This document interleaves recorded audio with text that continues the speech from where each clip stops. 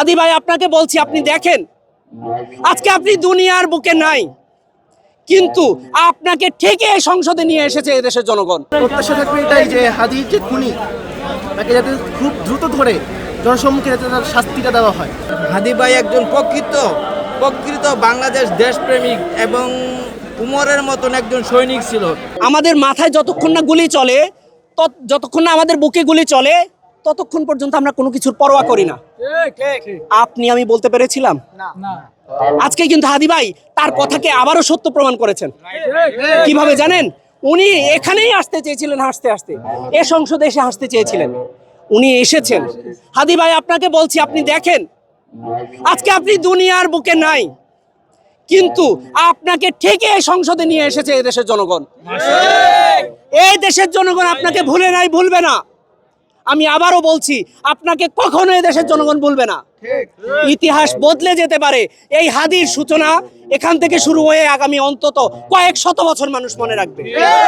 এ প্রজন্ম স্বাধীনতা দেখতে চেয়েছিল, স্বাধীনতা কিভাবে দেখাতে হয় সেটা আপনি দেখিয়ে গিয়েছিলেন। আপনার প্রত্যেকটা কথা আমাদের এখন হৃদয়ে দাগ কাটে। আপনি বলেছিলেন এই সংসদে আমি আসতে চাই, এই সংসদে কিছুদিন আগে যেই দিন তার মাথায় গুলি চালানো হয়েছিল, এর আগের দিন এখানে ইনি হাসতে চেয়েছিলেন।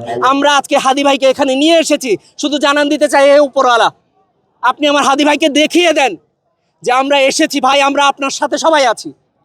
আপনি চলে গেছেন, আমরা আপনার অসমাপ্ত কাজ ইনশাল্লাহ সমাপ্ত করে দেব।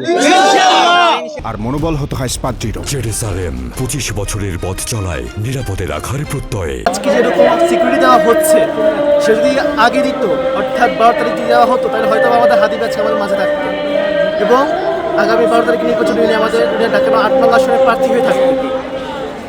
আজকেও আমার কানে হাদি ভাই কথা আছে, হাদি ভাই বলতেছে যে মৃত্যুর ফয়সালা আসমানে হয়, জমিনে না। এটাও বলেছে যে তার আগের দিনে 11 তারিখ বলেছিলেন যে আমার তো অনেক ইচ্ছা যে আমি একটা কোনো মিছিল হচ্ছে সেখানে সামনে আমি আছি, একটা বুলেটের সম্পর্কে আমি হাসতে হাসতে আল্লাহর মেহমান হয়ে গেলাম।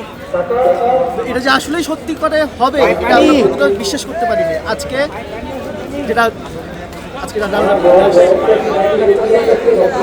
প্রত্যাশা থাকবে এটাই যে হাদির যে খুনি তাকে যাতে খুব দ্রুত ধরে জনসম্মুখে যাতে তার শাস্তিটা দেওয়া হয়।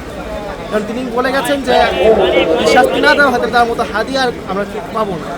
আর আমি এই হাদি ভাইয়ের জানাজায় আসতে পেরে আমি নিজেকে অনেক গর্ববোধ করি এবং প্রত্যেকটা মুসলমানই, বাংলাদেশের প্রত্যেকটা সুনাগরিক জনগণই এই হাদি ভাইয়ের মতন হওয়া উচিত এবং যেমন দেশপ্রেমিক হওয়া উচিত। হাদি ভাই একজন ভারত আগ্রাসনের প্রতিবাদী কণ্ঠ ছিল। সে বাংলাদেশকে নিয়ে অনেক চিন্তা করতো।